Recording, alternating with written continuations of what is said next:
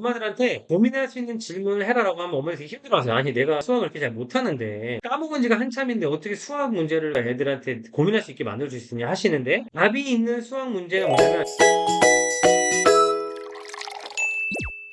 그 자기 성찰 지능이 올라갈 수 있다는 거예요. 자기 성찰 지능이 높은 애는 어떻게 된다? 약간 만능스러운 애가 될 수 있는 가능성이 굉장히 높다. 다행이지 않나요? 우리가 원하는 대학 잘 가는 애들이에요. 다행히도 그 지능은 우리가 길러낼 수 있다는 거죠. 이게 이제 옛날에 뭐 한 10년 전인가 이제 문흥미라는 분이 쓰신 지적혁명이라는 책이 있는데, 그분이 자기 성찰 지능 높이는 방법 이렇게 얘기하신 적이 있어요. 근데 이게 한번 쭉 읽어보세요. 막 계획을 세우고 스스로 점검하고 매일 일기를 쓰고 이제 반성해보고 이제 심리 검사해보고 진로에 대한 계획 세우고 다른 사람과 얘기해보고 그다음에 이제 기도, 명상, 종교, 사색, 뭐 자기 자신에 대해서 자서전을 써고 이런 얘기 많이 하셨었거든요. 이제 이런 것들 한번 참고하시면 이제 그 자료가 많아요. 근데 제가 이런 책들 많이 읽어보고 그다음에 고민해보고 전문가들 얘기해보고 냈던 그 결론을 한번 말씀을 드려볼게요. 첫 번째, 새로운 관점을 갖게 하는 게 굉장히 중요하거든요. 여러분 신수정 작가라는 분 아시나요?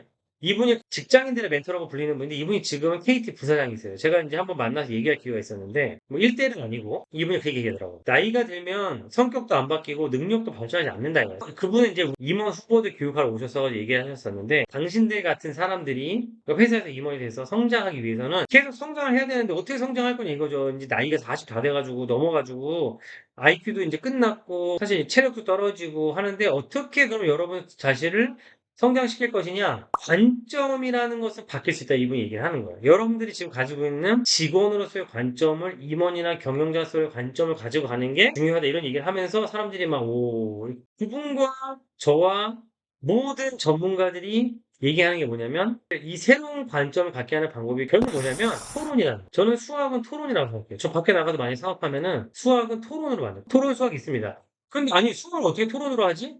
생각하시는 분도 있는데, 수학으로 원래 토론을 해야 돼요. 이게 누가 한 짓이냐면은 피타고라스 이런 사람들이 하던 게 기하학에 대해서 맨날 토론하고 하던 게 지금의 수학의 체계가 된 거거든요. 토론을 하는 게 모든 면에서 새로운 관점을 갖게 하는 방식인 거예요. 토론을 하는 게 결국 우리의 지능 지수를 올려줄 수 있는 방법이라는 거죠. 왜?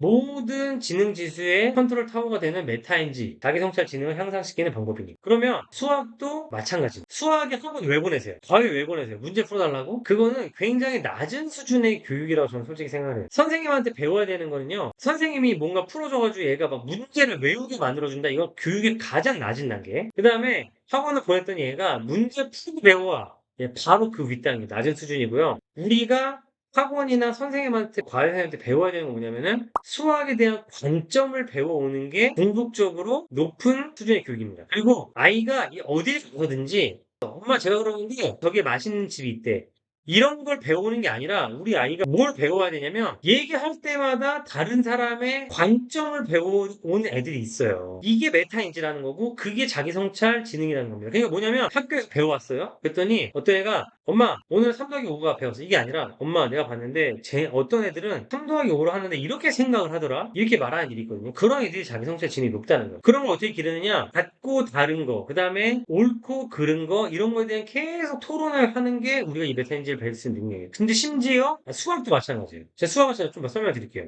어떻게 토론을 하나요? 자, 이게 제가 맨날 하는 방식인데, 엄마들한테 고민할 수 있는 질문을 해라라고 하면 엄마들이 되게 힘들어하세요. 아니 내가 수학을 이렇게 잘 못하는데 까먹은 지가 한참인데 어떻게 수학 문제를 애들한테 고민할 수 있게 만들 수 있느냐 하시는데, 답이 있는 수학 문제가 뭐냐면, 자, 18 곱하기 27을 빨리 계산해, 이게 답이 있는 수학 문제인 거예요. 만약에 우리가 이거를 문제를 바꿔서 어떻게 낼 수 있냐면 18 곱하기 27을 계산할 수 있는 가장 좋은 방법은 뭐가 있을까라고 말하면 이건 답이 바뀌는 거예요. 제 스레드에 한번 가서 한번 보세요. 제가 문제를 내주잖아요. 그러면은 진짜 제가 이런 18 곱하기 27 같은 문제만 내줘도 몇십 가지의 풀이가 달려요. 제가 보고서 깜짝 놀랄 때가 있어요. 한번 댓글로 알려줘라고 하면 사람들이 댓글을 하는 거죠. 정말로 너무너무 재밌어요. 한번 보세요.